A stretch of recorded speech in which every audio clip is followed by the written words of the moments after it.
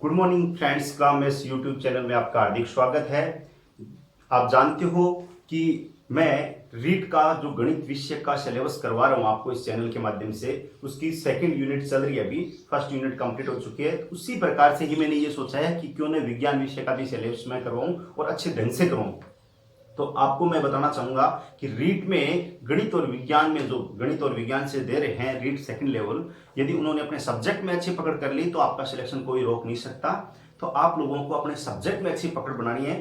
और मैं ये बताना चाहूंगा कि जो विज्ञान है, विज्ञान में यदि आपने स्कोरिंग कर ली अच्छी तो आपका 110% आपका सिलेक्शन श्योर है।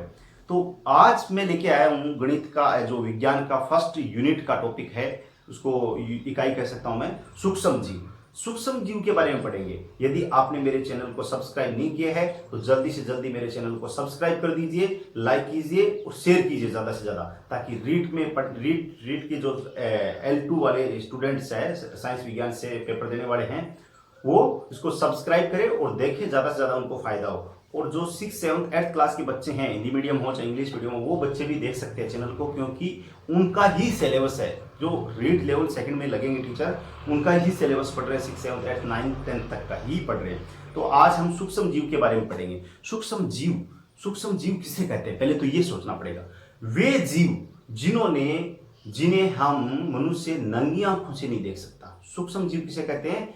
शॉर्ट डेफिनेशन कह सकते हैं इसकी, वे जीव जिन्हें मनुष्य नंगी आंखों से नहीं देख सकता तथा जिन्हें देखने के लिए एक सूक्ष्मदर्शी यंत्र की आवश्यकता पड़ती है, उन्हें हम क्या कहेंगे, सूक्ष्म जीव कहेंगे, माइक्रो ऑर्गेनिज्म कहते हैं। अध्ययन, अब छोटा सा क्वेश्चन पूछा जाता है, इसका अध्ययन किसमें किया जाता है, सूक्ष्म जीवों का अध्ययन किसमें किया जाता है, माइक्रोबायोलॉजी। ये बहुत इंपॉर्टेंट क्वेश्चन है। माइक्रोबायोलॉजी में इसका अध्ययन किया जाता है। जितने भी सूक्ष्म जीव है, जैसे कवक है, वायरस है, फंगस और वगैरह XYZ जितने भी है, उनका अध्ययन माइक्रोबायोलॉजी। इसको हिंदी में नहीं लिखा आएगा, क्वेश्चन आएगा तो आपका जो आंसर आएगा, जो भी आपका ऑप्शन देंगे उसमें कवक,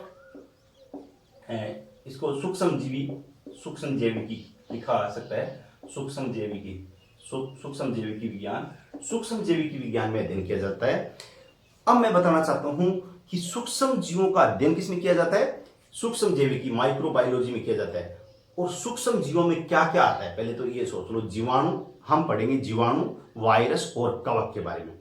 अब इनकी विशेषता क्या है, सूक्ष्म जीवों की, जो आपके सूक्ष्म जीव, इनकी विशेषता क्या है, ये सर्वव्यापी होते हैं, भगवान की तरह, स्वयं भगवान होते हैं। ऐसे मान लो कुल मिला के, जैसे कोरोना वायरस है, भगवान से कम नहीं है, वैसे ही ये क्या होते हैं, सर्वव्यापी होते हैं। कैसा भी तापमान हो, कैसी भी कंडीशन हो, ये सब जगह विद्यमान है। जहां जीवन संभव नहीं होता वहां पे भी ये आपके सूक्ष्म जीव विद्यमान होते हैं। जैसे उच्च अम्लीय पर्यावरण हो, वहां पे भी ये विद्यमान होंगे। अब जीवाणु क्या है, सबसे पहले हम जीवाणु, वायरस और कवक, इसमें से हम जीवाणु के बारे में पढ़ेंगे।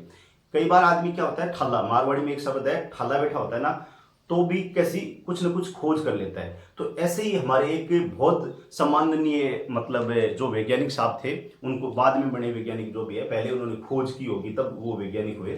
तो ल्यू वॉन हॉक, एक नाम सुनना, इसकी खोज किसने की, ल्यू वेन हॉक। ये हॉलैंड के थे। ये एक बार क्या कर रहे थे, अपने दोस्तों के साथ बैठे थे। तो कई बार दोस्तों में क्या होता है, एक मतलब अटपटा दोस्त होता है, वो हंसता रहता है हर बात पे, उल्टी पुल्टी बात पे। तो हंस रहा था, दांत निकाल रहा था, मारवाड़ी में दांत क्यों निकाले, तो दांत निकाल रहा था। तो ये ल्यू वॉन हॉक थे, ये बड़े ही क्रिएटिविटी आदमी थे, मतलब इनका दिमाग बहुत एक्स्ट्रा चलता था। इन्होंने उसके दांत देखे, हम दांत देखे बोलते हैं क्यों दांत निकाल रहे हैं, लेकिन इन्होंने ये नहीं बोला। उन्होंने क्या किया, उसके दांतों को देखा, गौर से दांतों को देखा, तो दांतों में खुरचन जमी हुई थी। क्या जमी हुई थी, खुरचन। तो उस खुरचन को देख के लियोन दिमाग में आया कि यार ये पीला पीला आखिर है क्या, अपने तो नहीं है, क्योंकि वो रोज ब्रुश करते थे लियोन, और उनका दोस्त ब्रुश नहीं करता था। तो उस खुरचन में उनको कुछ विचार आया कि यार ये कैसे बनती है। उस खुरचन को देखा, घर पे आए, बाद में फिर उनके दिमाग में वो क्वेश्चन घूमता गया। तो इन्होंने एक ऐसी सूक्ष्मदर्शी ली जिससे उस खुरचन को देखा कि आखिर इसमें क्या हो सकता है। उस खुरचन को देखा, खुरचन को देखने के बाद में सूक्ष्मदर्शी से उसमें छोटे छोटे जीवाणु दिखाई दिए, छोटे छोटे सूक्ष्म जीव दिखाई दिए, छोटे छोटे जीव दिखाई दिए। उन जीवों का नाम उन्होंने क्या दिया? सूक्ष्म जीव दिया। जीवाणु नहीं दिया, क्या दिया? सूक्ष्म जीव। इन्होंने नाम क्या दिया? सूक्ष्म जीव दिया। सूक्ष्म जीव, सूक्ष्म जीव नाम दिया इन्होंने।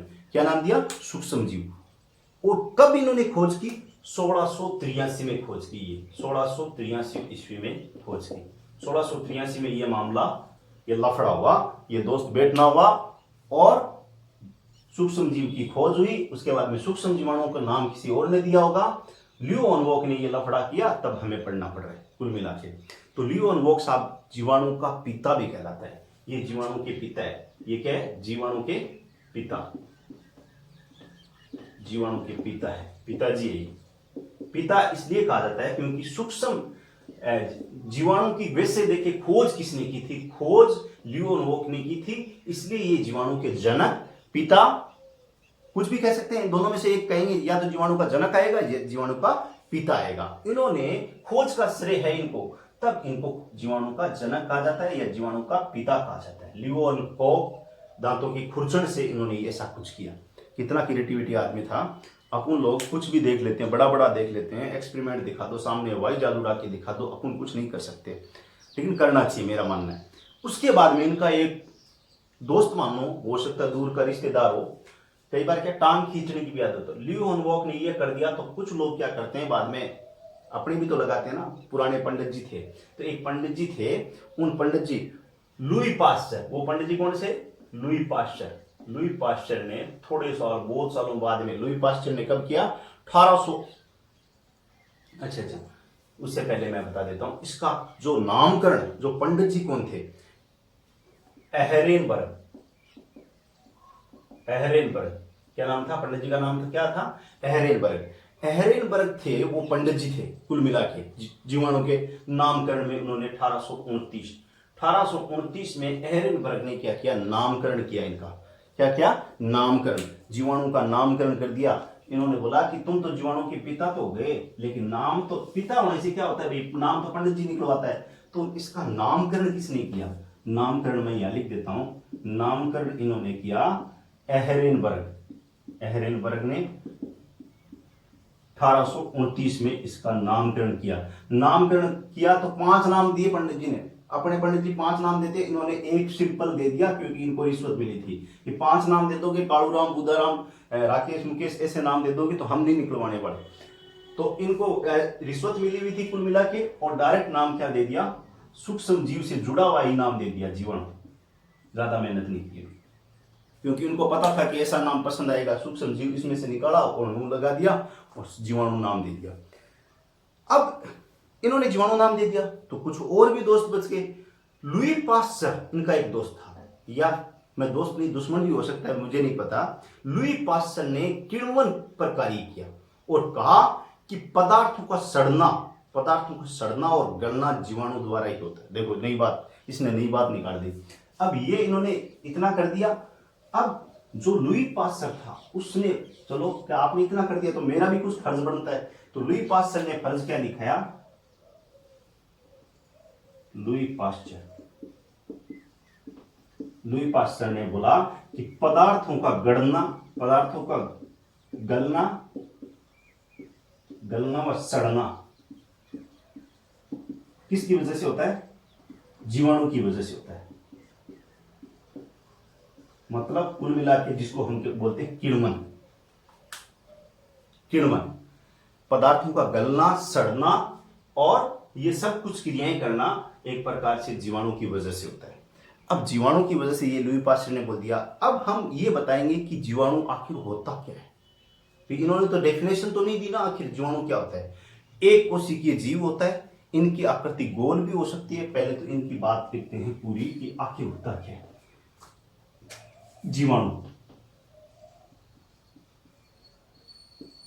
एक कोशिकीय क्या होता है? एक कोशिकीय,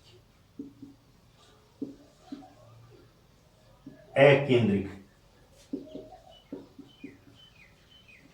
क्या होता है, एक कोशिकीय होता है, अकेंद्रिक होता है, और क्या हो सकता है इसकी विशेषता, ये क्या होता है, एक कोशिकीय जीव होता है, और क्या होता है, एक केंद्रिक होता है। ठीक है, उसके बाद में भित्ति युक्त एक कोशिकीय सरल जीव है। जो एक कोशिकीय है वो क्या है, भित्ति युक्त है। क्या है, भित्ति युक्त एक कोशिकीय जीव है, और ये एक केंद्रिक होता है।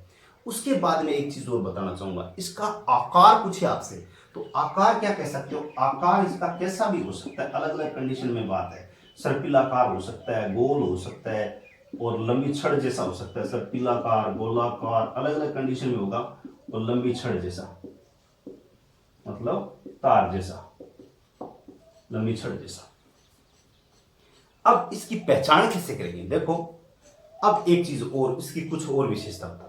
जो जीवाणु की कोशिका भित्ति होती है ना, जैसे एक कोशिका है तो इसकी कोशिका भित्ति होगी। अब जीवाणु की, जो स्टार लगा के लिखता हूं, जीवाणु की, ये कई बार पूछा गया है, जीवाणु की कोशिका भित्ति काइटिन की बनी होती है। काइटिन एक पदार्थ होता है, कोशिका भित्ति काइटिन नामक पदार्थ की बनी होती है। ये काइटिन नामक पदार्थ की बनी होती है, ये कई बार पूछा गया।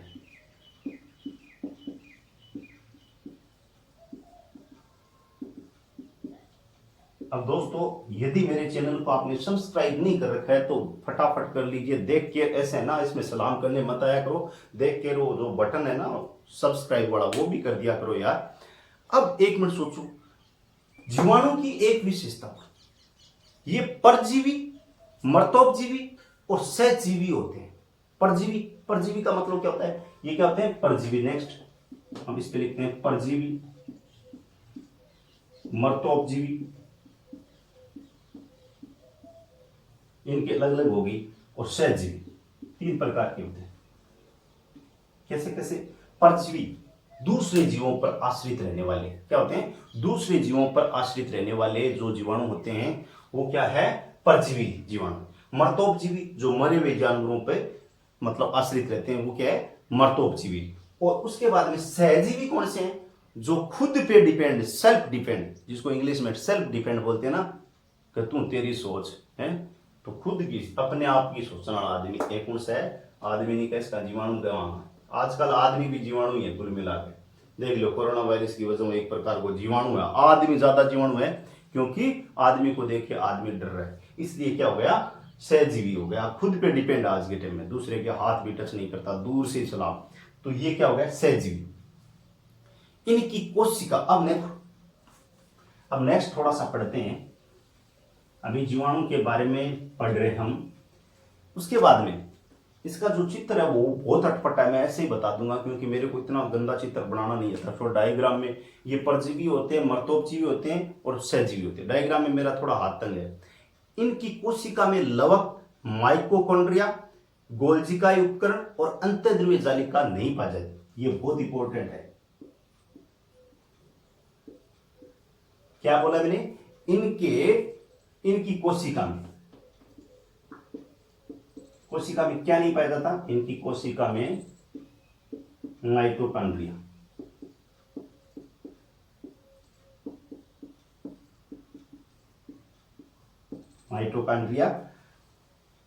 और लवक, गोल्जी उपकरण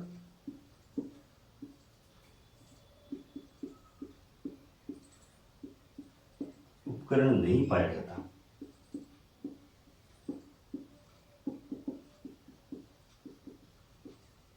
ठीक है, उपकरण नहीं पाया जाता।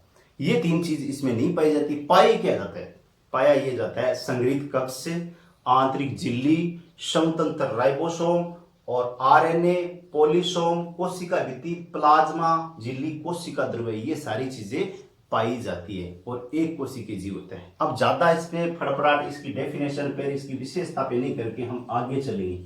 आगे क्या है कि ये यूजफुल कैसे हो सकते हैं और अनयूजफुल कैसे हो सकते हैं। अलाभकारी मतलब यूजफुल और अनयूजफुल इंग्लिश में कह सकते हैं उसको, कि अलाभकारी कैसे है। अब अलाभकारी का मतलब हो गया कि जो हमें हानि पहुंचाए, मनुष्य को हानि पहुंचाने वाले बैक्टीरिया के बारे में कुछ पढ़ेंगे। इसका इंग्लिश वर्ड है बैक्टीरिया, बैक्टीरिया के बारे में पढ़ेंगे। ठीक है, और ये जो आपका कोरोना वायरस है ये भी एक प्रकार से कोई बैक्टीरिया ही लगता है मुझे तो। ठीक है, ये एक कोविड-19 आ रहा है, ये भी इनकी श्रेणी के, इनके परिवार का आदमी है, ऐसे मान लो। कवक वायरस वायरस है तो इसका मतलब वायरस के परिवार का आदमी है। कुल मिला के दादा परदादा तो यही हुए ना, कुल मिला के सूक्ष्म जीव। अब सबसे पहले हम पढ़ेंगे कि मनुष्य को हानि पहुंचाने वाला पहला ऐसा कौन सा जो आपका सूक्ष्म जीवाणु है उसके बारे में पढ़ेंगे। सबसे पहले कुष्ठ रोग के बारे में आपने सुना होगा, कुष्ठ रोग, जिसको हम पहले कोढ़ भी बोलते थे। क्या बोलते थे? कोढ़। हिंदी थोड़ी सी कोढ़ है, हाँ ठीक है, कोढ़। लेप्रोसी, इंग्लिश में इसका वर्ड है लेप्रोसी। याद रखना। हाँ, एक चीज और पहले मैं ये बता देता हूं कि हम जीवाणु को पहचानेंगे कैसे, पहचान कैसे होगी। 3 नाम याद रखना, इसके वैज्ञानिक नामों में 3 नाम फिक्स होंगे, आपको पहचान लेना चाहिए कि ये जीवाणु है, वायरस नहीं है, कवक नहीं है, ठीक है। एक तो माइक्रो, कौन कौन से पहचान कैसे करोगे? माइक्रो, बेसिलस और कोकस, तीनों में से एक नाम आ जाएगा और आपको पूछ लिया जाएगा कि कोई वैज्ञानिक नाम दे देंगे और ये कौन से रोग का नाम है या ये किससे फैलने वाला रोग है, जीवाणु, कवक, वायरस है, ऐसे कुछ दे देंगे तो आपको दिमाग में माइक्रोबैसिलस कोकस लिखा हुआ है कहीं पे भी बीच में या आगे पीछे, तो आपको पहचान लेना चाहिए कि जीवाणु से फैलने वाला रोग है ये। सबसे पहले हम कुष्ठ रोग के बारे में पढ़ेंगे। कोढ़ रोग, ये बहुत ही खतरनाक रोग होता था, पहले भी होता था, अब भी होता है। यदि किसी के लग जाता है तो भयंकर कंडीशन हो जाती है बॉडी की और आदमी गड़ गड़ के मतलब खत्म हो जाता है, उसकी बॉडी के पार्ट्स खत्म हो जाते हैं। तो कोढ़ रोग का पहले लोग नाम लेना भी पसंद नहीं करते थे और आज के टाइम में तो देखो बहुत सारी मतलब सुविधाएं चल गई, बहुत सारे मतलब तकनीकी सिस्टम आ गया, उपकरण है डॉक्टरों के पास है, सिस्टम बहुत कुछ, दवाइयां बहुत कुछ आ गई। तो इसका वैज्ञानिक देखो 3 प्रकार की चीजें पढ़ेंगे। एक तो वैज्ञानिक नाम पढ़ेंगे रोग का,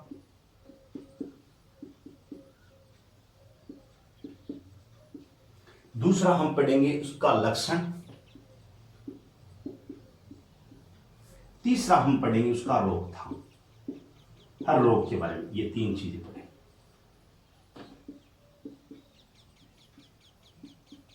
वैज्ञानिक नाम क्या हो सकता है, इससे जुड़ा हुआ ही होगा लेप्रोसी, इंग्लिश वर्ड आपके दिमाग में रहना चाहिए, माइक्रोबैक्टीरियम लेप्रोसी या लेप्री। माइक्रो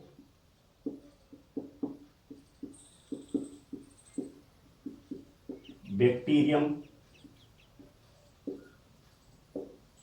लेप्र, देखो लेप्रोसी जिसके याद है इसका मतलब इसका वैज्ञानिक नाम भी याद है। माइक्रो छोड़ो, बैक्टीरियम मैंने बोला था ना, बैक्टीरिया या कोकस या वो तीसरा नाम क्या था, बेसिलस, तीनों में से एक आ जाएगा। बैक्टीरियम आ गया, लेप्री इससे जुड़ा हुआ है, तो आगे कुछ भी लगाओ ना, कोई इश्यू नहीं। लक्षण क्या होते हैं, कोढ़ के क्या क्या लक्षण हो सकते हैं? शरीर पर चकत्ते, क्या होते हैं? शरीर पर चकत्ते। कोढ़ आपने देखा नहीं कि आजकल के बच्चों ने तो नहीं देखा, लेकिन पहले हो जाता था। अब तो मतलब साफ सफाई का बहुत ज्यादा ध्यान रखते हैं, पहले हो जाता। तंत्रिकाएं प्रभावित होती है, क्या होती है? तंत्रिका तंत्र। अपना तंत्रिका तंत्र कौन सा? जैसे सबसे पहले शरीर की सबसे छोटी इकाई क्या है? सेल। सेल के बाद में क्या बनता है? कोशिका बनती है। कोशिका उसके बाद में सेल, जैसे सेल से कोशिका, कोशिका से ऊतक वगैरह ये चीजें बनती है, तो उसके बाद में तंत्रिका तंत्र है। तंत्रिका तंत्र प्रभावित होता है और इसमें क्या लिख सकते हैं? तंत्रिकाएं प्रभावित होती है। तंत्रिकाएं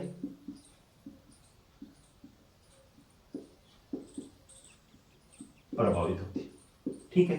तंत्रिकाएं प्रभावित होती है। ऊतकों का अपक्षय, ऊतकों का अपक्षय, अपक्षय मतलब अपक्षय, ऊतकों को क्या होने लग जाता है? अपक्षय होने लग जाता है, मतलब वो ह्रास होने लग जाता है, वहां से मतलब जनरेट नहीं हो पाता कुछ भी मामला। ऐसे मान लो ये शरीर के जो ऊतक बनना बंद हो जाते हैं या फिर कम होने लग जाते हैं, उनका ह्रास होने लग जाता है। अब इसका एक चीज रोकथाम क्या है? रोकथाम आपको नहीं पूछेगा, ज्यादा से ज्यादा लक्षण पूछेगा और वैज्ञानिक नाम पूछेगा। रोकथाम क्या हो सकता है? भारत सरकार ने बहुत सारे ऐसे रोकथाम कुष्ठ रोग निवारण जो मतलब अभियान चलाए हैं, लेकिन उनकी दवाइयां क्या है? डेप्सोन और डेप्सोन नाम की है और रिफेमिसिन। डेप्सोन, आप डेप्सोन, एक रिफेमिसिन, 2 दवाइयां हैं। एक और भी आ गई होगी मार्केट के अंदर, लेकिन आप 2 मोस्टली। अंतरराष्ट्रीय कोढ़ दिवस कब मनाया जाता है? एक क्वेश्चन आता है अंतर्राष्ट्रीय कोढ़ दिवस या कुष्ठ रोग दिवस, कुष्ठ रोग, कोढ़ रोग दिवस, कुष्ठ आ सकता है, ये कब मनाया जाता है? ये मोस्ट इंपॉर्टेंट क्वेश्चन है। ये कोई एक डे फिक्स नहीं है, जो साल की जनवरी होती है, जनवरी का अंतिम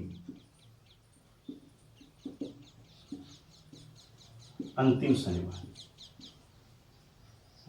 रविवार अंतिम रविवार को कुष्ठ रोग दिवस मनाया जाता है। अंतर्राष्ट्रीय कोढ़ रोग दिवस या अंतर्राष्ट्रीय कुष्ठ रोग दिवस जनवरी का अंतिम रविवार को मनाया जाता है। ये मतलब बहुत इंपॉर्टेंट क्वेश्चन है कि कई बार पूछा जाता है कि इसका मतलब ये अंतर्राष्ट्रीय रोग दिवस कब मनाया जाता है या फिर अंतर्राष्ट्रीय कुष्ठ रोग। अब हम सेकंड रोग के बारे में पढ़ेंगे जो हमारे अपने बैक्टीरिया से होता है।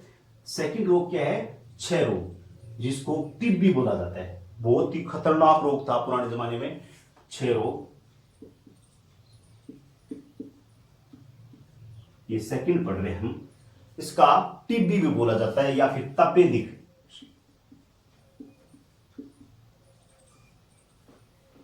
इसको इंग्लिश में बोलते हैं ट्यूबरक्लोसिस, इंग्लिश में बोलते हैं ट्यूबरक्लोसिस, जिसको इंग्लिश शॉर्टकट में टीबी कह सकते हैं। जिसके टीबी हो जाता था पुराने जमाने में, टीबी खतरनाक रोग था, बहुत ही खतरनाक रोग था। लोग उसको दूर कर देते, साइड में कर देते, मतलब इतनी हीन भावना हो जाती थी उसके प्रति, दूर कर देते थे और उसके पास में नहीं आते थे किसकी टीबी है। तो मतलब बहुत खतरनाक रोग था, तो उसके बारे में हम पढ़ेंगे। और टीबी वाले पेशेंट को वैसे भी अपना खांसते टाइम और वगैरह ध्यान रखना चाहिए, क्योंकि इसके ड्रॉपलेट्स बाहर निकलते हैं खांसते टाइम, वो दूसरे को संक्रमित कर सकते हैं, दूसरे को मतलब उसके चपेट में लेके आ सकते हैं। तो हमें ध्यान रहना चाहिए कि ऐसे रोग है उन लोगों से दूर भी रहना चाहिए। हाँ, उनसे देखो ऐसे कटना नहीं चाहिए कि उनको परेशानी हो, उनको मेंटली कोई परेशानी हो, ऐसा नहीं होना चाहिए। इसका वैज्ञानिक नाम क्या हो सकता है? इससे जुड़ा ही होगा, याद रखना। तो माइकोबैक्टीरियम ट्यूबरक्लोसिस, देखो माइको, ये होगा बैक्टीरियम ट्यूबरक्लोसिस। इतना इंग्लिश वाला नाम आ गया, ट्यूबरक्लोसिस। इंग्लिश वाले नाम याद रहने बहुत जरूरी है। ये इसका वैज्ञानिक नाम है। अब वैज्ञानिक नाम आपके दिमाग में आ गया तो लक्षण क्या हो सकते हैं? लक्षण ये जीवाणु मुंह से थूकते समय बाहर आते हैं, निकलते हैं, और रोगी को बार बार खांसी आती है। रोगी को कब आते हैं ये तो आपको लिखना है। रोगी को बार बार खांसी आती है, बार बार खांसी आती है,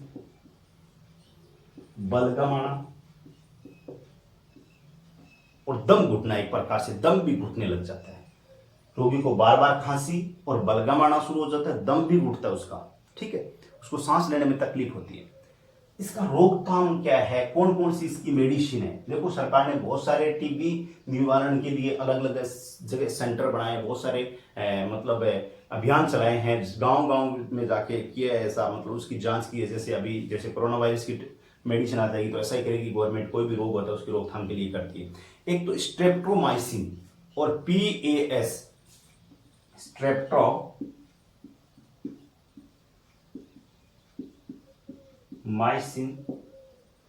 PAS शॉर्टकट, PAS आइसोसिनाइड। ये रोग तीन, इसका स्ट्रेप्टोमाइसिन एंड PAS एंड आइसोसिनाइड्स। उसके बाद इस रोग को यक्ष्मा रोग, इसके अन्य नाम क्या हो सकते हैं? यक्ष्मा, इस रोग को यक्ष्मा रोग से भी जाना जाता है। और काक रोग, इसको क्या बोलते हैं? काक रोग भी बोलते हैं, बहुत ही खतरनाक रोग है। इसके बारे में एक मैं बता देता हूं। टीबी निवारण या टीबी दिवस कब मनाया जाता है? 24 मार्च। कब मनाया जाता है? 24 मार्च, 24 मार्च को मनाया जाता है। अब उसके आसपास का ही टीबी निवारण दिवस या टीबी दिवस कब मनाया जाता है? 24 मार्च को। तो इसके आसपास का एक दिवस है जिसको शहीद दिवस के रूप में मनाया जाता है, 23 मार्च। किसको? 23 मार्च को शहीद दिवस, 23 मार्च को शहीद दिवस के रूप में, शहीद दिवस के रूप में, ठीक है। अब हम नेक्स्ट रोग पे पढ़ेंगे। अब देखो इसमें ज्यादा इतना लंबा चौड़ा पढ़ने की जरूरत नहीं है, रीट में इतना ही कुछ आएगा। मैंने तो बहुत सारे साल के पेपर्स देखे हैं उसमें ज्यादा कुछ नहीं पूछा गया। आप बोलो तो ऐसे मान लो एसएससी वालों को पढ़ाना है, वैसा कुछ हो तो इसमें डीपली पढ़ सकते हैं, कोई इश्यू नहीं है। अब तीसरा रोग है टेटनस। टेटनस, टेटनस ये भी बड़ा खतरनाक, और जिसके हो गए, इसका स्पेलिंग लिख देता हूं मैं, TETANUS, टेटनस इंग्लिश वर्ड है। और इसको धनुष रोग भी कहा जाता है। इसको क्या बोलते हैं? धनुष रोग। आदमी धनुष जैसा हो जाता है, कुल मिला के क्या हो जाता है? आदमी धनुष जैसा हो जाता है। और इसको लोकजा,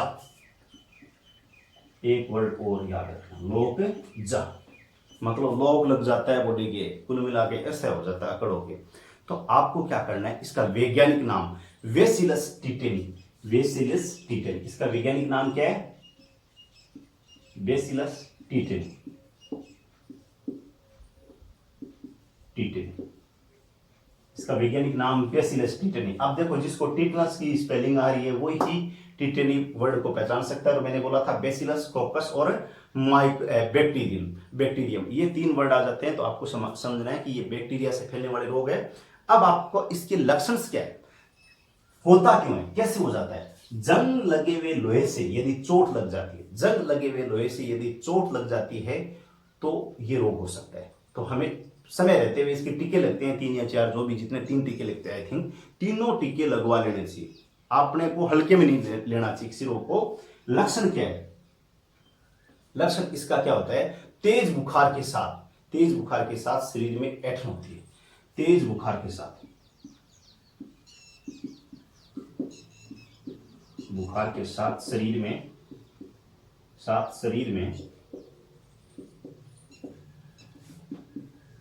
ऐंठन होती है और शरीर ऐसे संकुचित हो जाता है। क्या हो जाता है? संकुचित हो जाता है और शरीर धनुष के आकार में आ जाता है। पूरा शरीर क्या आ जाता है? धनुष के आकार में, ऐसे मुड़ जाता है आदमी, ठीक है।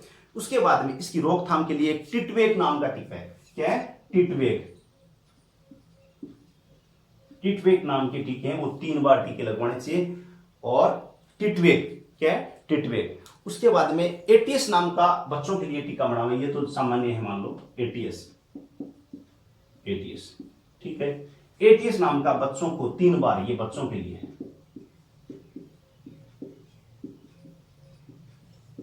ठीक है, ये बच्चों के लिए है। और बच्चों में एटीएस टीका भी है, इसको बच्चों के लिए ये नहीं है भाई, डीपीटी है, ठीक है, सॉरी। तो एटीएस, टिटवेक और एटीएस 2 टीके। और इसका मतलब, एटीएस का मतलब क्या? एंटीटॉक्साइड, एंटीटॉक्साइड सीरम, एंटीटॉक्साइड, एटीएस का मतलब क्या है? एटीएस, इसका मतलब है एंटी टॉक्साइड सीरम, ठीक है। उसके बाद में बच्चों में डीपीटी का टीका लगाना चाहिए, लगते हैं ना, गर्भवती महिला के लगता है, उसके बाद में बच्चे के, तो डीपीटी का टीका बच्चों के लिए, डीपीटी का टीका। ये डीपीटी का टीका लगाने के लिए कई बच्चे डरते हैं, स्कूल में लगवाते हैं तो इतना दर्द होता है, ऐसे बोलते हैं दूसरे दिन सूज जाता है, ये वो बहुत सारे टीके आते हैं, स्कूल में लगाती है, नर्स बाई जी लगाती है। तो अब डीपीटी का, और ये लक्षण तो बता दिए, इससे और क्या फर्क पड़ता है? तेज बुखार के साथ शरीर में ऐंठन होती है और तंत्रिका तंत्र आपका उसको भी प्रभावित करता है। अब नेक्स्ट रोग के बारे में पढ़ेंगे। चौथा रोग है जो आपके बैक्टीरिया से फैलने वाला रोग है, या बैक्टीरिया से होने वाला रोग है। चौथा रोग है प्लेग। वाह वाह, जैसे ये एक प्रकार के अभी कोरोना वायरस फैला वैसे ही फैला था प्लेग रोग। इसको spelling PLAGUE, plague, okay. Plague का वैज्ञानिक नाम क्या है? वैज्ञानिक नाम है बेसिलस पोसिटस, बेसिलस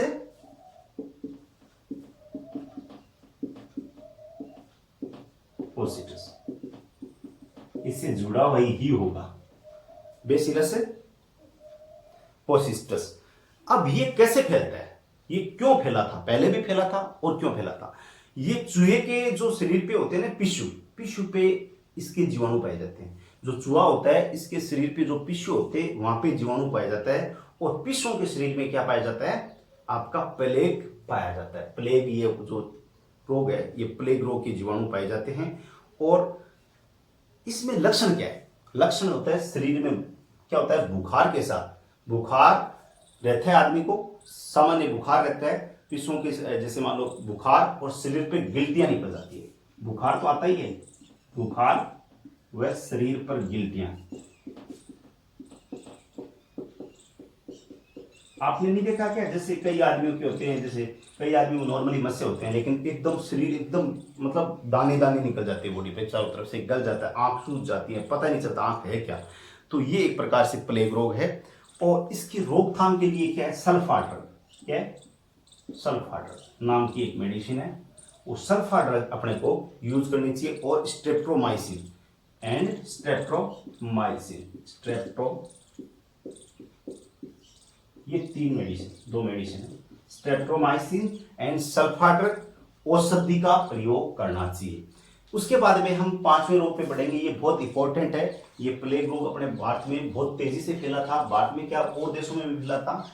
और चूहे की वजह से, लक्षण के साथ में आप लिख सकते हो, चूहे की वजह से, चूहे के जो पिश्यूज होते हैं उनकी वजह से फैल जाता है। जो पालतू मतलब अपने घर में जो चूहे होते हैं, चूहे क्या पालतू होंगे, क्या जानवर होंगे, ऐसे मान लो, जंगली भी नहीं होंगे, जैसे भी होंगे, घर वाले अलग होते हैं, लेकिन कुल मिला के चूहों से फैलता है ये। 5वां रोग है एंथ्रेक्स। 5वां रोग क्या है, अपना एंथ्रेक्स है। ये क्या है, पहले इसको देखो, समझो। एंथ्रेक्स रोग क्या है, एंथ्रेक्स की स्पेलिंग ANTHRAX।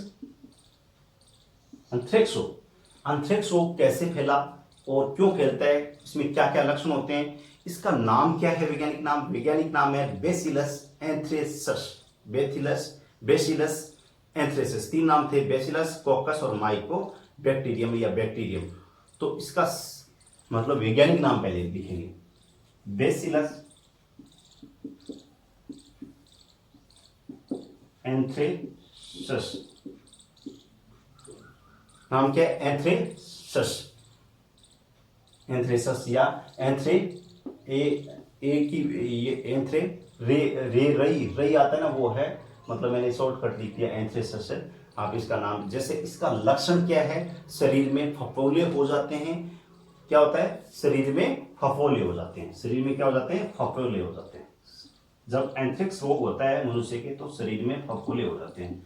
और कैसे फैलता है ये भी बताऊंगा। फफोले हो जाते हैं, शरीर में क्या हो जाते हैं, फफोले, ये इसके सामान्य लक्षण हैं। उसमें मोस्ट इंपोर्टेंट लक्षण है वो लिखवा रहा हूं, और भी बहुत सारे लक्षण है, किसी के बुखार भी हो सकते हैं, कुछ भी XYZ हो सकता है किसी रोग में, लेकिन जो सामान्य लक्षण जो दिखता है सबसे पहले वो लिखवा रहा हूं।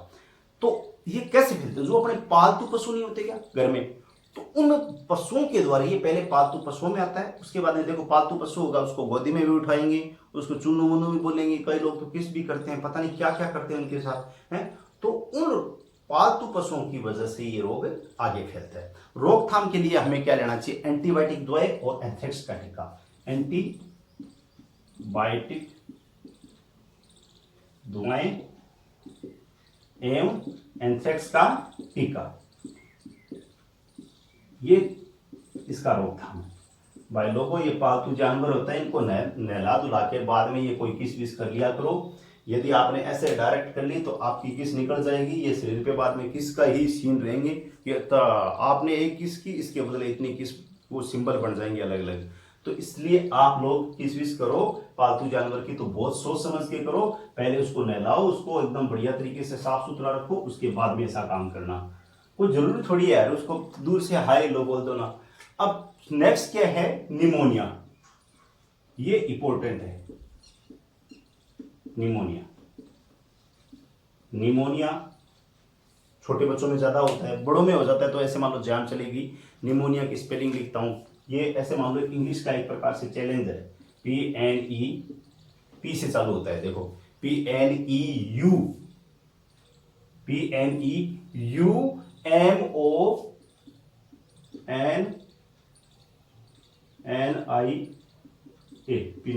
पिनोमिया नहीं है, निमोनिया है। निमोनिया की स्पेलिंग ये खतरनाक है, इंग्लिश के टीचर से लिखोगे तो भी मुश्किल हो जाएगा एक बार। इसका मतलब वैज्ञानिक नाम क्या है, डिप्लोकोकस। देखो कोकस आ गया, bacillus, कोकस and bacterium, diplococcus pneumoniae, इसका वैज्ञानिक नाम है डिप्लोकोकस निमोनी। निमोनी में नया आधा U और मोनी ऐसे भी लिखा आ सकता है। इसमें लक्षण क्या होते हैं? देखो, निमोनिया तो आपने मोस्टली हर घर में बच्चे को देखा ही है। क्या क्या? तेज बुखार होता है, सांस लेने में तकलीफ होती है और फेफड़ों में सूजन। तेज बुखार वाला ऑप्शन तो किसी में भी हो सकता है। अब देखो, कोरोना वायरस में भी आ रहा है। तेज बुखार, सांस लेने में तकलीफ,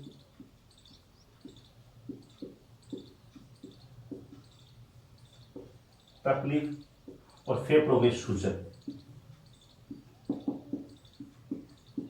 फेफड़ों में सूजन हो जाती है, जहां से आपकी जो ऑक्सीजन पास होती है फेफड़ों से, वो ब्लॉक्स बंद हो जाते हैं। वहां ऐसे गंदगी जमा हो जाती है। गंदगी जमा होने की वजह से ये क्या हो जाती है? फेफड़ों में सूजन हो जाती है। क्यों? आप सांस लेते हो, खांसते खांसते वो क्या हो जाता है? यहाँ फेफड़ों में सूजन हो जाती है। अब छोटे बच्चों को निमोनिया हो जाता है तो हमें क्या करना चाहिए? ठंड से बचाना चाहिए और एंटीबायोटिक औषधि का प्रयोग करना चाहिए। सीधी सी बात है, एंटीबायोटिक। सीधी सी बात क्या लिखोगे? एंटीबायोटिक औषधि। और पहली बात, वो घरवाली तो है ही। देखो, घूंटियां भी ले सकते हो, डॉक्टर की सलाह से लेना। आजकल घूंटियां काम नहीं करते, क्योंकि जो खान पीन है अपना अटपटा हो गया, बहुत अलग हो गया। तो घूंटियां के चक्कर में रह जाओगे तो सीधी सी बात है, काम तमाम हो जाएगा। हाँ, कर लेना चाहिए मेरे हिसाब से, दादी उदी के सहयोग से। और साइंस का आदमी हो कि मैं इसकी ज़्यादा राय नहीं दूंगा, लेकिन मैं उसी पे डिपेंड रहता हूँ। मैं देसी आदमी हूँ, अभी तक मैंने कभी मेडिसिन नहीं खाई और न खाऊंगा जहाँ तक संभव है। कोई मान लो एक्सीडेंट मामला हो जाए और कुछ हो जाए तो खानी पड़ जाए, बात दूसरी है। लेकिन सर्दी जुकाम बुखार कभी न तो हुआ, न खानी पड़ती है, न कभी सर दर्द हुआ। ऐसा ही मान लो, रोकथाम के लिए एंटीबायोटिक औषधि आपको प्रयोग करनी चाहिए और सर्दी से बचना चाहिए, जहां तक संभव सर्दी से बचना चाहिए। आपको मैं बता देता हूँ, adjustment is better than argument. ये एक स्लोगन मैंने मेरे स्कूल में पढ़ा था। उसके बाद में मैंने सोचा कि यार शरीर पे भी लागू करना चाहिए। मैंने कभी भी सर्दी में स्वेटर नहीं पहना, कभी भी सर्दी में स्वेटर नहीं पहना, और कभी सर्दी लगती भी नहीं। पता नहीं क्यों नहीं लगती। लोग पूछते हैं कि ऐसे दिखा रहा है आदमी, कितने दिन दिखा सकता है? 2 दिन दिखा सकता है। जब मैं ड्यूटी पे हो गया, काम करना शुरू कर दिया, इसके बाद में सर्दी नहीं, बिल्कुल नहीं लगती। ऐसे सोच लिया कि अब स्कूल जा रहा हूँ, ड्यूटी पे जा रहा हूँ तो सर्दी नहीं लगती, काम कर रहा हूँ नहीं लग रही है, सोया हूँ कुछ काम नहीं कर रहा हूँ सर्दी लग रही है। मतलब ये दिमाग से ही कनेक्शन है। तो आप लोगों को, हाँ, बच्चों को ऐसा फील नहीं होना चाहिए कि मेरे को सर्दी नहीं लगती। हाँ, उनको लग सकती है, उनकी रोग प्रतिरोधक क्षमता भी कम हो जाती है, इम्यून सिस्टम जिसको बोलते हैं। कोरोना वायरस में भी ये बहुत ज्यादा इफेक्ट कर रहा है। तो आप लोगों का इम्यून सिस्टम थोड़ा अच्छा होना चाहिए। उसके लिए आप क्या, यदि ये एक एंटीबायोटिक दवाई पहले से खाना शुरू कर दिया तो आपका इम्यून सिस्टम अच्छा नहीं हो सकता। तो एंटीबायोटिक दवाइयों से बचना भी चाहिए। इसके बहुत सारे वो मतलब साइड इफेक्ट्स भी है। अब नेक्स्ट क्वेश्चन अपन पढ़ेंगे 7 नंबर रोग के बारे में, जो हैजा है, जो आपके बैक्टीरिया से फैलता है। हैजा कैसे फैलता है? हैजा का इंग्लिश वर्ड क्या है? ये थोड़ा सा अलग है, कोलेरा। इंग्लिश वर्ड है कोलेरा। अब कोलेरा, इसका वैज्ञानिक नाम क्या है? Vibrio cholerae. Vibrio cholerae.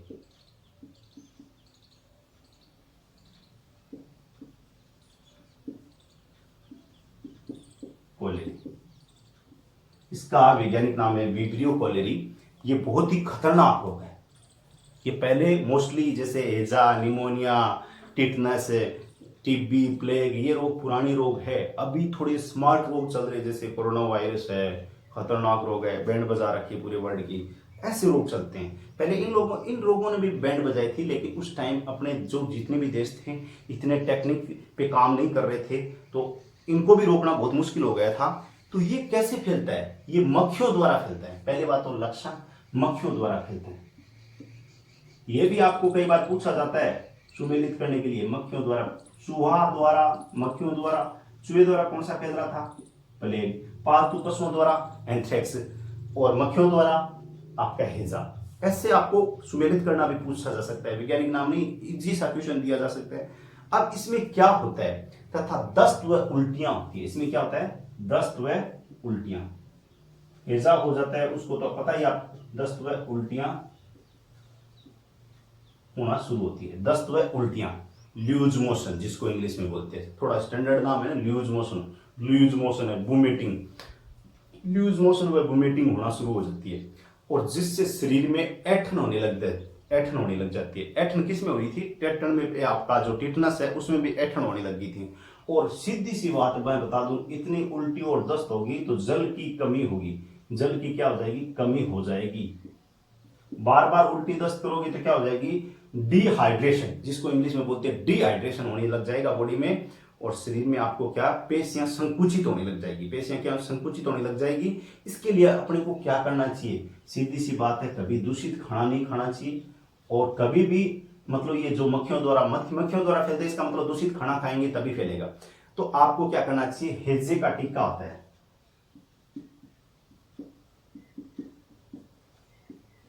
हिज्जे का टीका और साफ सुथरा पानी, यदि हो गया तो आपको साफ सुथरा पानी, बॉईल किया हुआ पानी पीना चाहिए, साफ सुथरा या बॉईल गर्म पानी, उबाला हुआ पानी। ये 3 इसके उपाय है और उसके बाद में डॉक्टर की सलाह लें। आप मेरे से सलाह लोगे तो आपको इसका इलाज नहीं मिलेगा। मैं आपको रोकथाम का सिस्टम बता सकता हूं। आपको डॉक्टर की सलाह में, कोई भी आप मेडिसिन लेते हो तो डॉक्टर की सलाह में लेनी चाहिए, अपने आप डॉक्टर नहीं बनना चाहिए। मैं बन जाता हूं कई बार डॉक्टर, तो फाइनली नुकसान हो जाता है उसमें। एक बार बचपन में बना था तो बहुत बड़ा नुकसान हुआ। तो आपको फाइनली डॉक्टर की सलाह लेनी चाहिए। नेक्स्ट, उसमें लिखा आता है कि डॉक्टर की सलाह से ही ये 2-3 बार 3 बार 4 बार जो भी मेडिसिन है। अब क्वेश्चन एक्स नेक्स्ट पढ़ेंगे हम 8 नंबर डिप्थीरिया। डिप्थीरिया नाम से ही खतरनाक लग रहा है, डिप्थीरिया, डिप्थीरिया या डिप्थीरिया, डिप्थीरिया कह दो किसी के, देखो डिप्थीरिया जी, ठीक है, यह चलेगा क्योंकि राजस्थानी हर आदमी को जी लगा के बोलते हैं।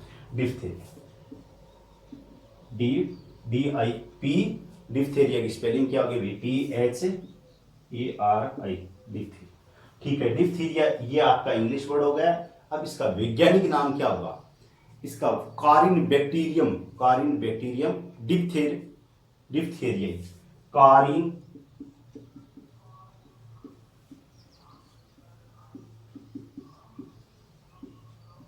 और आगे डिप्थीरिया ही तो जुड़ा हुआ है ही। कितना जबरदस्त नाम है। जैसे साउथ वाले वो होते ना, साउथ वालों के नाम होते ना, पूरा माँ पापा का नाम और मम्मी का नाम और दादा का नाम सब जोड़ दिया इसमें।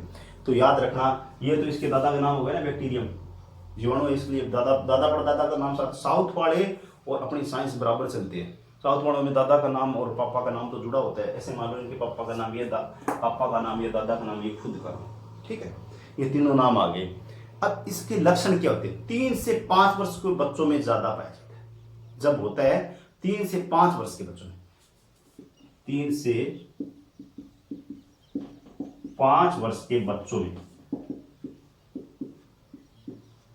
पहली बात तो 3 से 5 वर्ष के बच्चों में।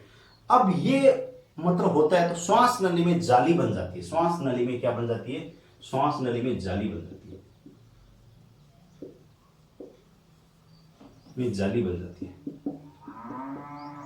जाली बन जाती है। श्वास नली में जाली बनेगी तो क्या होगी, सांस लेने में तकलीफ होगी, सीधी सी बात है। इसका लक्षण ये भी हो सकता है, सांस लेने में तकलीफ होगी तथा सांस लेने में कठिनाई होगी। श्वास नली में जाली बनेगी तो श्योर है कि आपको सांस लेने में तकलीफ होगी और बच्चों को घुटन जैसी महसूस होगी। अब इसका रोग का टीका क्या है, बच्चों के लिए मोस्टली डीपीटी का टीका है, डीपीटी का टीका है, और ये 3 से 5 साल के बच्चों में ज्यादा होता है। अब नेक्स्ट, यदि मेरी बात सुनो, यदि आप लोगों को अच्छे से समझ में आ रहा है तो आप ज्यादा से ज्यादा चैनल को सब्सक्राइब करो। इससे भी अच्छा लेके आ रहा हूं आगे वाला वीडियो में। मैं खुद मेहनत कर रहा हूं, डबल मेहनत करूंगा इससे, यदि आप मुझे अच्छा रेस्पॉन्स मिलेगा तो। बढ़िया से सिलेक्टेड चीज निकाल के लेके आ रहा हूं मैं। नेक्स्ट हम चलेंगे टाइफाइड। देखो मेरे पास वो मैटर नहीं है, आपको मैं बता देता हूं, इतना फास्ट धड़ाधड़ टाइफाइड धड़ाधड़ पढ़ने वाला नहीं है, हम आराम से पढ़ेंगे जो रीड का सिस्टम है उसके। टाइफाइड की स्पेलिंग TYPHOID, टाइफाइड। टाइफाइड ये इसके कई उपनाम भी है, उपनाम पढ़ेंगे जैसे अंतर, जवर, म्यादी बुखार। देखो इसके उपनाम है, उपनाम मैं नीचे लिख देता हूं। म्यादी बुखार भी कहते हैं इसको,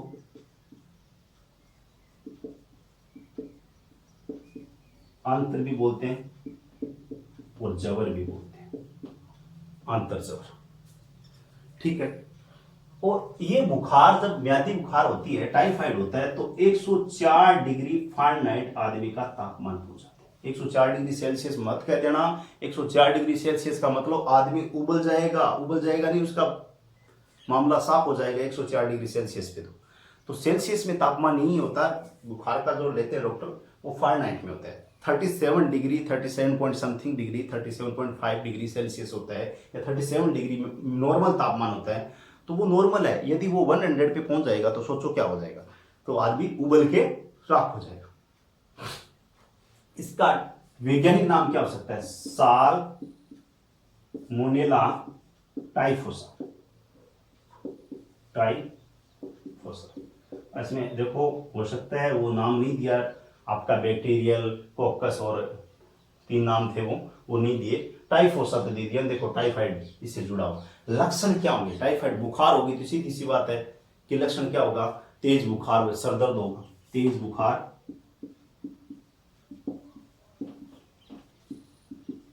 सिर दर्द। और कैसे फैलता है? गंदे पानी की पानी की गंद की वजह से, पानी की गंदगी की वजह से। जैसे आपने देखा नहीं है क्या, पास पड़ोस में या फिर आसपास जो जोड़ होता है इसमें गंदा पानी हो जाता है, उसमें कई बार क्या होते हैं, हम लोग पानी पी भी लेते हैं, पुराने जमाने में पीना भी पड़ता था, अब तो नहीं पीते। और कई बार जैसे बड़े बड़े महानगरों में भी मतलब कई बार सीवरेज का पानी भी फिल्टर होकर आता है, और एक्सवाइज बहुत सारे इश्यूज है। तो गंदे पानी की वजह से ये क्या होता है? टाइफाइड या म्यादी बुखार हो सकती है। अब इसकी जो रोकथाम है, इसकी औषधि क्या है? क्लोरोमाइसिन। क्लोरोमाइसिन वर्ग की दवाइयां, क्लोरोमाइसिन वर्ग की औषधि, क्लोरोमाइसिन वर्ग की औषधि। क्लोरोमाइसिन वर्ग की औषधि मतलब एंटीबायोटिक, एक प्रकार से दूषित खाने से, दूषित भोजन से या दूषित जल से होती है, वो एंटीबायोटिक लेने से ही सही हो सकती है, एंटीबायोटिक। और बच्चों को टीएबी, बच्चों के लिए क्या होगी? बच्चों के लिए टीएबी, यहाँ डीपीटी नहीं है, टीएबी की टीका, बच्चों को टीएबी का टीका लगवाना चाहिए, बच्चों को टीएबी का टीका। सामान्य जैसे वैश्य जो मेरे जैसी उम्र वाले हैं, जवान हैं, उनके लिए क्या? क्लोरोमाइसिन वर्ग की एंटीबायोटिक दवाएं, और बच्चों के लिए टीएबी का टीका, ये चीज करनी चाहिए। अब नेक्स्ट हम पढ़ेंगे कुकर खांसी, जिसका उपनाम लिया मैंने, उपनाम लिया है, वैसे क्या है इसका नाम, सही नाम क्या है वो पढ़ेंगे। काली खांसी, 10 नंबर रोग। हाँ, इस रोग काली खांसी है, उसको इंग्लिश में क्या बोलते हैं? Whooping cough. क्या बोलते हैं? Whooping cough. ये खतरनाक खांसी होती है, वूपिंग कफ बोला जाता है। और वैज्ञानिक नाम क्या है इसका? वैज्ञानिक नाम है हीमोफिलस पर्टसिस। हीमोफिलस, ये थोड़ा सा डिफरेंट है, हीमोफिलस पर्टसिस। इसमें क्या होता है? बच्चे को देर तक खांसी आती है, मतलब बच्चा हो चाहे बड़ा हो, ये रोग बच्चों में पाया जाता है, ज्यादा मोस्टली बच्चों में पाया जाता है। ये बच्चों को देर तक खांसी आती है, देर तक कष्टदायी खांसी, एक प्रकार से कष्टदायी कह सकते हो, कष्टदायी खांसी आती है। उसके बाद में कष्टदायी खांसी, जिसको एक प्रकार से अपने मारवाड़ी में जिसको बोलते हैं खुलखुलिया हो गया, या फिर उसको कुकर खांसी बोलते हैं। इसको क्या बोलते हैं? कुकर, कुत्ते जैसी खांसी आती है, इसका उपनाम क्या है? कुकर खांसी। मतलब जैसे कुत्ता बोलते हैं खाए खाए, तो वैसे ही काली खांसी में आदमी को खांसी आती है, सूखी खांसी एक प्रकार से। रोकथाम क्या है? बच्चों के लिए तो मोस्टली ज्यादा से ज्यादा ये सोचो कि डीपीटी का टीका, कई बार ये सुमिलित करना आ जाएगा, डीपीटी का टीका कहाँ कहाँ कौन कौन से रोग में लगाया जाता है, तो रोग के नाम पूछे जा सकते हैं, ऑप्शन दिए जा सकते हैं कि डीपीटी का टीका प्रयोग किया जाता है, 5 ये दे दिए, उसके बाद बी में अलग 5 दे दिए, सी में अलग दे दिए, सी डी में अलग दे दिए, ऐसे कुछ देंगे। ठीक है, नेक्स्ट रोग पे हम पढ़ेंगे। नेक्स्ट रोग क्या है? नेक्स्ट रोग गोनोरिया। नेक्स्ट रोग क्या है? गोनोरिया। मैंने बहुत अच्छे से इसके नोट्स बनाए थे आप लोगों के लिए, मैंने सोचा कि अच्छे से अच्छे पढ़ाएंगे, जितना इसमें मोस्ट इंपॉर्टेंट होगा, जितने एग्जाम में आए हुए क्वेश्चन वो निकालें। ऐसे मान लो मोस्टली सारे एग्जाम में उन्हीं में से कुछ है, सुमेलित करना पूछ लिया, कभी डीपीटी का टीका कौन कौन से रोगों में लगाया जाता है, इसके ऑप्शंस देके आपको बंधु बना दिया। तो आप लोगों को अच्छे से यदि क्लियर होगा तो आप लोग कर पाओगे। जैसे नेक्स्ट है गोनोरिया। नेक्स्ट रोग क्या है, 10 नंबर, ये 11 नंबर रोग के बारे में पढ़ रहे हैं, गोनोरिया।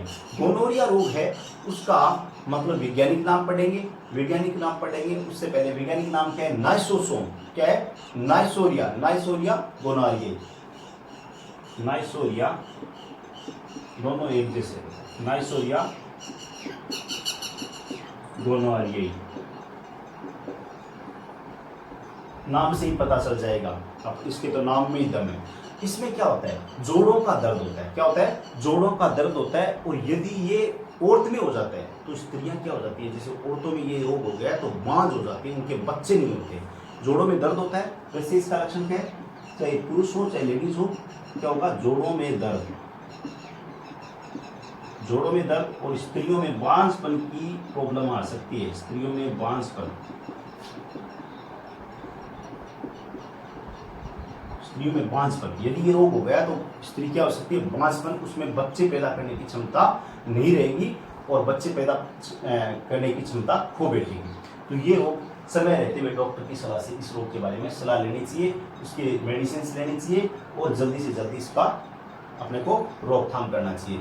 एंटीबायोटिक औषधि है, अब देखो एंटीबायोटिक कहीं से भी कुछ भी उठा लिया ये नहीं है, अलग अलग होती है एंटीबायोटिक औषधि भी, डॉक्टर की सलाह से आपको यूज लेनी चाहिए। एंटीबायोटिक औषधि का प्रयोग करना चाहिए, मोस्टली एंटीबायोटिक औषधि। अब हम पढ़ेंगे नेक्स्ट रोग। नेक्स्ट रोग क्या है, सिफिलिस। नेक्स्ट रोग क्या है, सिफिलिस। भाई लोगों, यहां तक आप यदि वीडियो देख रहे हो तो मैं आपको बताना चाहूंगा कि इससे कोई आप पेपर उठा लो, अरे इससे अलग कुछ पूछा ही नहीं, मैंने देख लिया, कुछ नहीं पूछा। मोस्टली वैज्ञानिक नाम पूछता है और इसके लक्षण पूछता है बस, और टीका पूछता है, तीन ही चीज पूछता है, इसके अलावा कुछ पूछा ही नहीं। तो आप तीन चीजों को एकदम क्लियर करो ना, आप इतने मतलब यदि अंदर तक जाओगे तो रीड क्लियर नहीं हो पाएगा, पटवारी क्लियर नहीं हो पाएगा। मैं बहुत बार जाके देखा हूँ तो मेरे से भी नहीं हुआ, इसलिए मैं आपको सलाह दे सकता हूँ, एक हारे भी की सलाह लेनी चाहिए।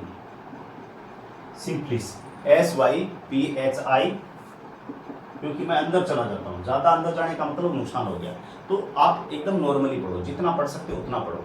टिप्रोनिमा प्लेडिम, टिप्रोनिमा या टेप्रोनिमा कह सकते हो, टेप्रोनिमा पैलिडम, टेप्रोनिमा पैलिडम। इसका वैज्ञानिक नाम क्या है, टेप्रोनिमा पैलिडम।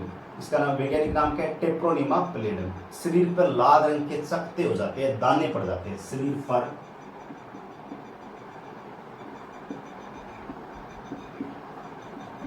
लाल रंग के दाने, लाल रंग के दाने पड़ जाते हैं, लाल लाल दाने हो जाते हैं कुल मिला के, जैसे कोड में होते हैं, कोड का अलग है।